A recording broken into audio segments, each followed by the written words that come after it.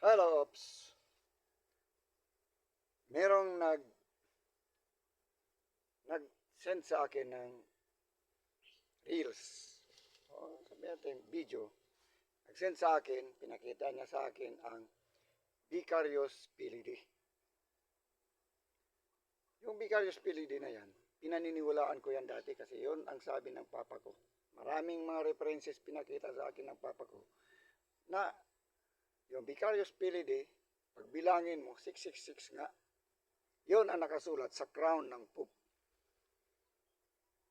Nareplyan ko yung nag-send sa akin ng message. Sabi ko, hindi talaga yan ang halimaw.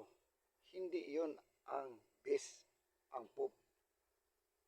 Ngayon, ipaliwanag ko na. Sana na makita mo ito siya, bro. Ipaliwanag ko yan na hindi ang Pope ang halimaw. Yung base na magbabasa natin sa Revelation chapter 13. Chapter 12, chapter 13, makikita mo yung halimaw na yan. Hindi yan ang Pope ang halimaw. Bakit? Tandaan nyo ito ng maayos. Kasi marami sa atin ngayon ang nagpapaniwala na ang Pope ang halimaw. Okay, makinig kayo. Tindihin nyo ito ng mabuti. Pagagawaan ng rebulto ang pangalawang hayop, ang halimaw. At ang hindi sasamba sa kanya ay papatayin. Okay. Dito ngayon papasok ang sino ang papatay. Ginawa na nila yan noon. Ang hindi maniniwala kay Kristo ay pinagpapatay nila. History repeat itself. Ecclesiastes chapter 9, chapter 1, verse 9. Babalik lang ang kwento, paulit-ulit lang ang kwento. Ginawa na nila noon yan na pinapatay nila ang hindi naniwala kay Kristo. Gagawin nila uli yan. Paano? Ino-organize na nila ang World Council of Churches, ang one religion. Okay. Bakit nila ino-organize? Kasi nga gusto nila na mahawakan, mamanipulate ang mga tao. Ang hindi sasali sa one religion ay papatayin. Paano papatayin? Kung dati espada,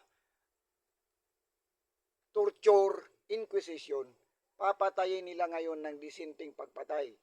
Hindi ka makabili, hindi ka makapagbinta. Yun ang disinting pagpatay.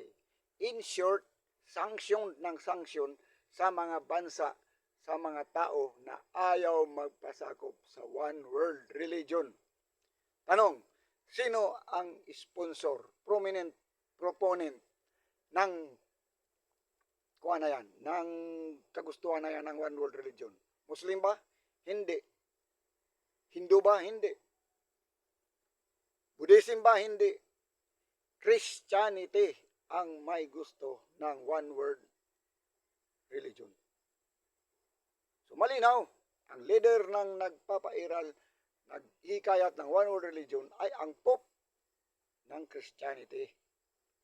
So bakit napunta, balikan natin ang Vicarious Pilidi, bakit doon natutok sa Pope ang bilang? Kasi lahat ng Christians ang wino-worship si Christ at ang nagpakilala sa atin ng Christ ay ang Pope. Ang Katolikong simbahan ang nagpakilala sa atin ng religion na yan, ng Kristo na yan. Sa madaling salita, sa kanya napunta ang Vicarious Pilidi. Pero ulitin ko, ang 666 na yan na bilang napasok sa crown ng Pope. Pero ulitin ko, hindi ang Pope ang halimaw. Ang pangalawang halimaw, mababasa mo sa Revelation. Ang totoong halimaw ay yung nakilala niyo na mukha na si Jesus Christ. Kasi, makinig kayo, si Jesus Christ ang paggagawaan ng rebulto at ang hindi maniwala sa rebulto ni Jesus Christ ay yun ang papatayin. Kuha na ninyo? Yun ang papatayin sa one world religion. So, sana malinaw na, hindi ang Pope. Kasi hindi naman ang Pope ang paggagawaan ng rebulto. Kasi papalit-palit ang Pope. Pero yung Jesus Christ na mukha ay hindi yan papalit-palit. Siya ang mark of the beast.